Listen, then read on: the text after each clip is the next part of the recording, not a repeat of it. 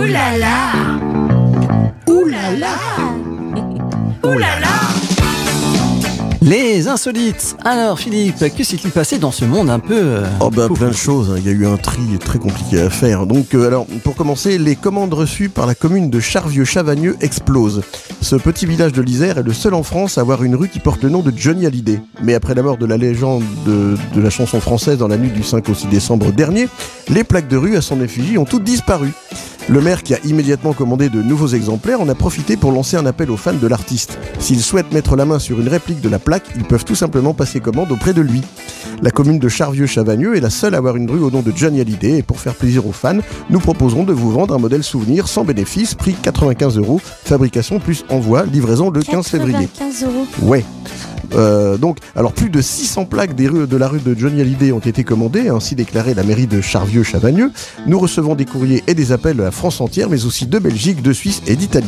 La mairie a aussi reçu de nombreux chèques, dont certains sans ordre ou sans montant.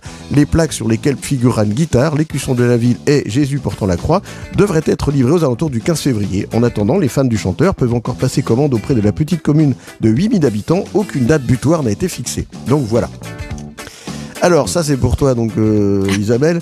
1 kg de chanvre, 40 kg de sucre, 40 kg de lait, 32 kg de farine, 8 kg de chocolat, 6 kg de beurre. Voilà les ingrédients qu'il a fallu pour réaliser le plus grand space cake du monde.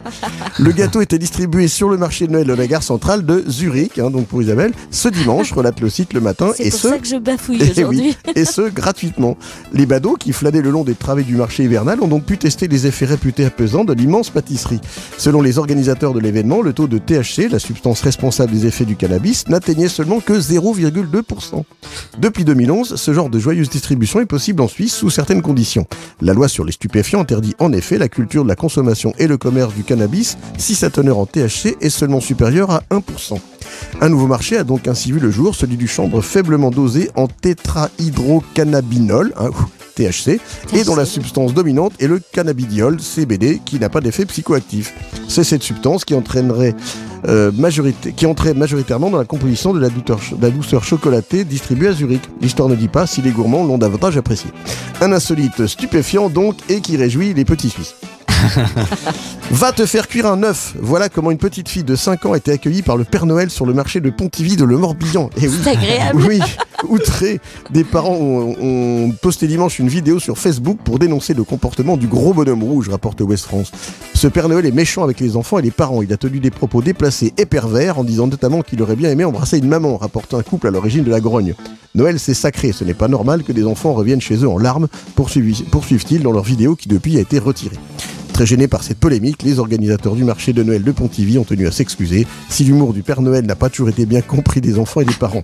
Précisant par ailleurs que le rôle du Père Noël n'était pas toujours aisé, pas sûr que la réponse satisfasse les parents. Ce Père Noël était bien évidemment une ordure. Voilà, c'est la dernière de l'année. Ho ho ho.